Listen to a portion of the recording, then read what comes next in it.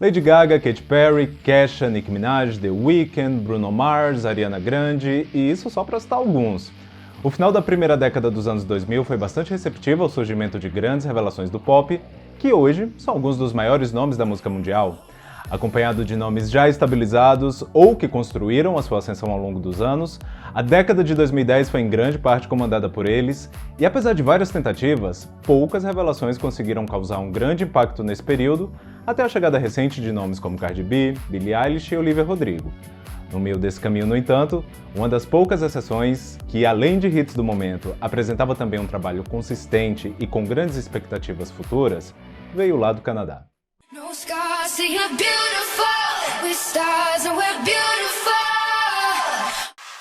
Olá pessoal, meu nome é Anderson Vieira, esse é mais um vídeo aqui do canal. E sabe sobre quem a gente vai falar aqui hoje? Ela mesma, Alessia Cara. Não que você já não tenha clicado nesse vídeo sem saber, né? Com canções artisticamente sinceras sobre momentos muito específicos, mas que muitos conseguiam se relacionar e até mesmo encaixar em outros contextos, Alessia Cara ganhou visibilidade mundial em 2015 com seu aclamado álbum de estreia, Know It All. Levado por sucessos como Here, onde ela cantava sobre se sentir sozinha e deslocada, mesmo na companhia de uma pequena multidão em uma festa, um single que mostrava ainda melhor a essência do que Alessia traria no seu repertório e qual seria a sua contribuição no cenário pop, veio logo na sequência, quando em Scars to You're Beautiful, ela lamentou as ideias superficiais de beleza, pedindo: "Para todas as garotas que estão sofrendo, deixe-me ser o seu espelho, te ajudar a enxergar mais claramente." Dona de um vocal ríspido e com canções que conversam com todos os tipos de público, Alessia Cara teve uma grande ascensão logo na sua estreia, mas o que ela tá fazendo hoje em dia? Resposta rápida, acabou de lançar um novo álbum e vai se apresentar aqui no Brasil em março. Para mais detalhes, bora aqui então. Mas antes da gente começar, só deixar aqui aquele lembretezinho de sempre de deixar o like aí no vídeo para não esquecer depois, se inscrever no canal se ainda não for inscrito e vamos lá! Fã de Lauryn Hill, Hilary Duff, Coldplay, Pink, entre outros, foi no momento em que Alessia Cara conheceu o trabalho de Amy Winehouse que ela percebeu que também poderia seguir uma carreira na música, pois, de acordo com a própria, mesmo que ela não conseguisse alcançar notas altíssimas ou fazer mil malabarismos vocais, foi observando Amy e tendo ela como uma das suas principais inspirações que ela percebeu que havia outras formas de transmitir as suas emoções e histórias através da música. Nascida no dia 11 de julho de 1996 em Ontário, no Canadá, e a mais jovem entre os seus três irmãos, para o seu nome artístico, Alessia deu uma pequena simplificada no seu nome de batismo, visto que ao nascer seus pais a batizaram como Alessia Giada Caracciolo. Por esse sobrenome, eu acho que já deu para perceber que, apesar de ter nascido no Canadá, a Alessia vem de família italiana. E pergunta aí para ela qualquer coisa no idioma nativo do pai dela para ver como o italiano dela não é, afiadíssimo. Algo que dá até para perceber em algumas entrevistas dela aqui no YouTube. Foi uma delas que eu descobri isso.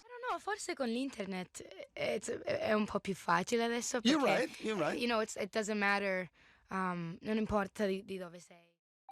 Seu lado artístico começou a florescer quando ela ainda era bem criancinha, escrevendo poemas e fazendo aulas de teatro, e com apenas 10 aninhos, só para vocês terem noção do talento dela, ela aprendeu a tocar violão e guitarra só de ouvido e só lá pelos 13 anos foi que ela foi começar a ter aula de verdade. A partir daí, foi um pequeno pulo para que ela criasse um canal no YouTube, onde ela postava covers das suas músicas favoritas, mas com um pequeno detalhe, sem que ninguém na casa dela soubesse. Quem for lá no canal dela aqui no YouTube, que por sinal é o mesmo desde aquela época, e rolar lá nos primeiros vídeos que ela postava, vai encontrar alguns que ela gravava dentro do guarda-roupa para que ninguém na casa dela percebesse.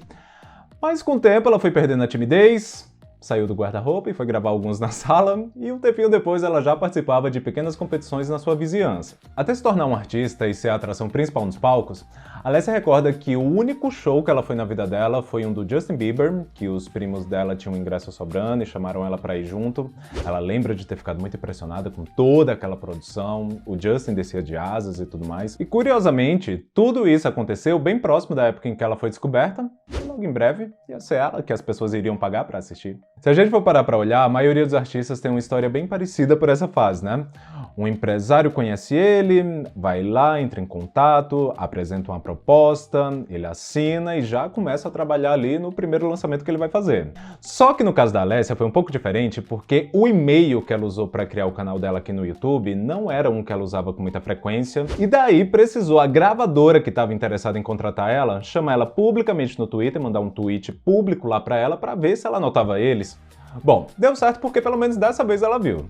Em 2014, a Alessia fez um acordo com o pai dela de que ela não queria ir para a faculdade para tentar uma carreira musical, mas que se no prazo de 1 ano ela não percebesse nenhum sinal de que esse seria um futuro promissor, ela ia atender o pedido dele e voltaria a estudar. Pois bem, em julho desse mesmo ano surgiu o convite de uma gravadora e junto com o pai dela ela viajou para Nova York para fazer a audição que definitivamente iria mudar a sua vida. Uma curiosidade é que até aquele dia o pai da Alessia nunca tinha visto ela cantar. Ela até já cantava em alguns locais para outras pessoas, mas para o pai dela mesma ela ainda tinha muita vergonha. Tanto que, numa entrevista para Billboard depois, ela até contou que no dia dessa audição, ela estava mais nervosa pelo que o pai dela ia achar do que propriamente a equipe que estava ali disposta para contratar ela. Olha só como é as coisas, né?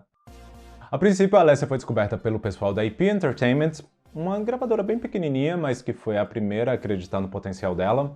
Mas como esse era um subselo da Universal Music, quando o material dela chegou lá no pessoal de cima, todo mundo se encantou e já deram ali um jeitinho de conseguir um contrato maior para ela, um contrato dividido, na verdade, né?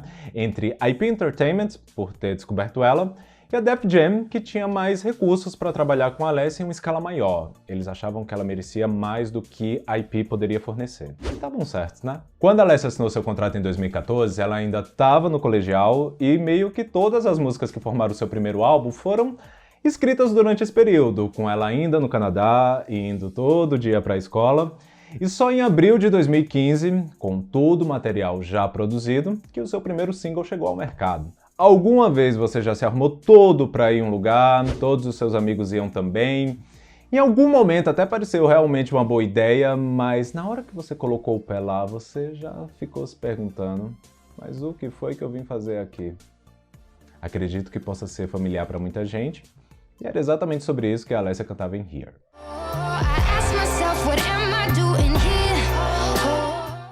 A música não foi assim um sucesso logo de cara e pode ser um daqueles casos que a gente classifica como sleeper hit. Levou ali algum tempinho para que ela atingisse uma grande audiência, mas tudo começou a andar de forma mais rápida, vamos dizer assim, quando essa música chegou até os ouvidos de Taylor Swift, que após apresentar para sua enorme fanbase, tudo decolou de verdade. Eventualmente, Here alcançou o 5º lugar na parada de singles da Billboard e, com a música já na ponta da língua da galera, Alessia foi uma das convidadas da Taylor para sua super bombada 1989 Tour. Aliás, gente, vocês já notaram que tem aí uma listinha bem longa de artistas que tomaram ali um grande impulso nas suas carreiras após a Taylor falar sobre eles? Pois bem, se vocês quiserem um vídeo só sobre esse tema, já falem aí nos comentários, porque eu já tenho essa listinha aqui pronta e se vocês falarem, eu já gravo aqui. Mas bom, após o sucesso de Here, a Alessia lançou o EP For Pink Walls, com faixas numa pegada bem retrô, soul, e como ele também foi muito bem aceito, apenas 3 meses depois, o seu primeiro álbum de estúdio, Know It All, foi lançado em novembro de 2015, sendo hoje já certificado com platina nos Estados Unidos e platina dupla no Canadá. Por uma grande coincidência do destino, o segundo single do álbum foi a faixa Wild Things, que saiu ali pela mesma época em que o Troye Sivan também lançou o single Wild, e como as faixas meio que tratavam de assuntos parecidos e os dois também eram bem próximos, rolou ali algumas trocas de mensagens e a Alessia acabou participando do remix oficial do single do Troye. Com músicas que não eram apenas hits momentâneos, mas ainda assim, hits do momento, eu acho que toda artista pop tem pelo menos uma música sobre autoaceitação no seu repertório. Essa é uma teoria que eu tenho, de que a galera tem ali que cumprir esse checklist no catálogo deles. No entanto, poucas conseguem soar tão sinceras e profundas como Scars to You're Beautiful, terceiro single da Alessia. Muitas vezes o mundo, de forma direta ou indiretamente, nos diz que não devemos ser felizes se não nos adequarmos a certos padrões de beleza. Scars to You're Beautiful é um lembrete de que a beleza não é apenas uma aparência, forma, tamanho ou cor. Nem sempre é tangível. Ela vem de uma infinidade de formas e precisamos reconhecer isso.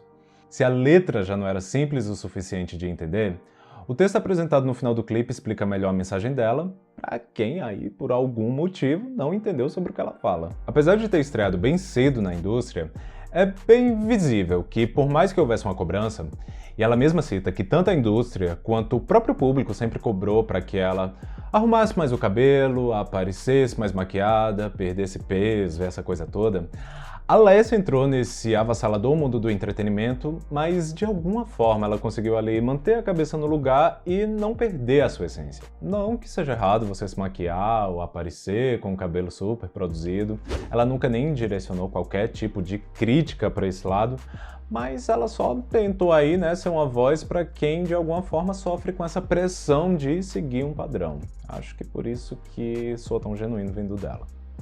Pela sua grande estreia, que no meio desse caminho incluiu ainda grandes colaborações como Stay com Zedd e uma parceria que se tornou uma verdadeira campanha contra o suicídio com Logic e Khalid.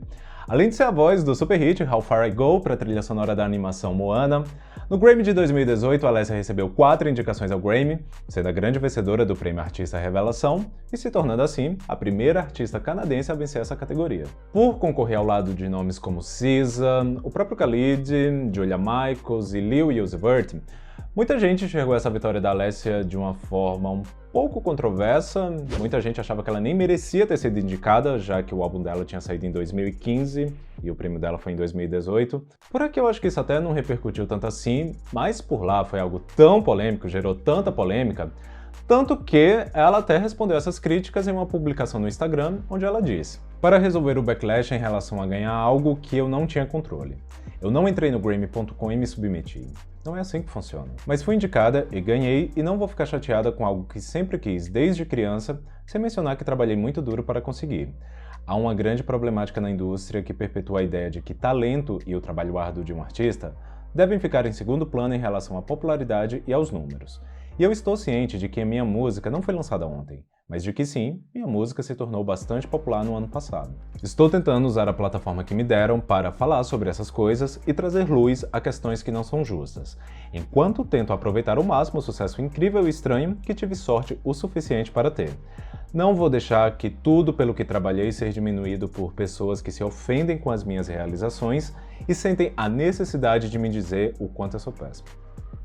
Teve lacre sim, viu? E teve fecho também.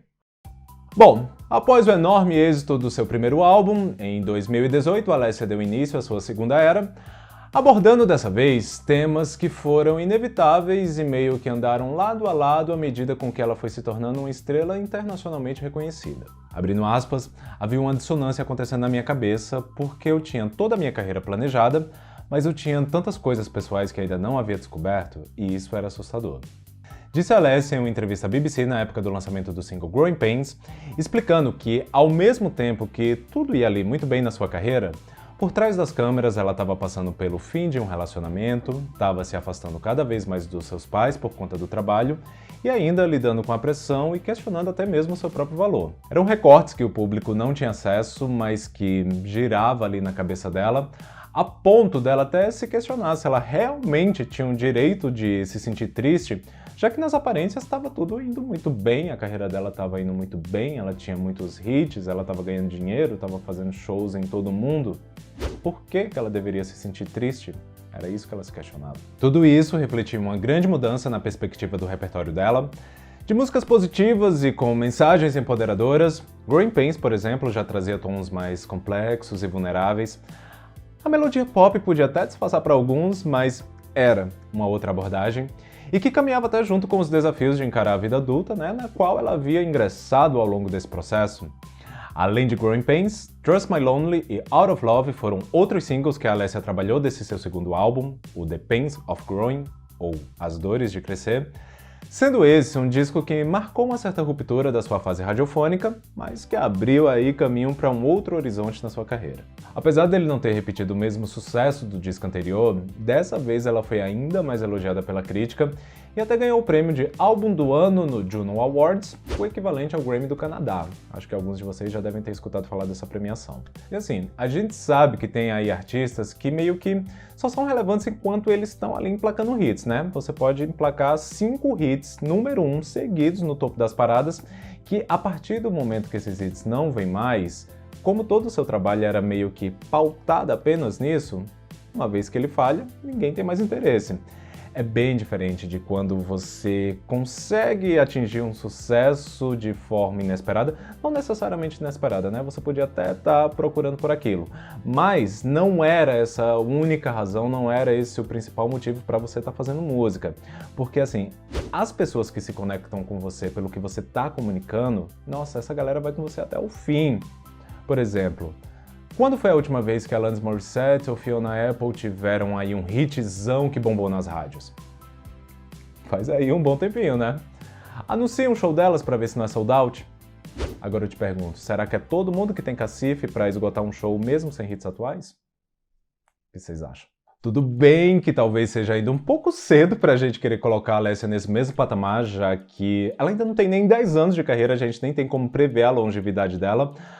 Mas, a cada novo lançamento dela, à medida com que ela vai se afastando cada vez mais do topo dos charts, seu trabalho vem se tornando cada vez mais profundo e aclamado. Após os EPs de Summer e Holiday Stuff de 2019 e 2020, respectivamente, em setembro desse ano, Alessia lançou seu trabalho mais bem recebido pela crítica com o disco In The Meantime, que mesmo sendo um álbum bem longo, são aí 18 faixas só pra constar, sua média no agregador Metacritic é de 80, e olha, segurar uma nota dessa com um álbum com desse tanto de música não é pra qualquer um.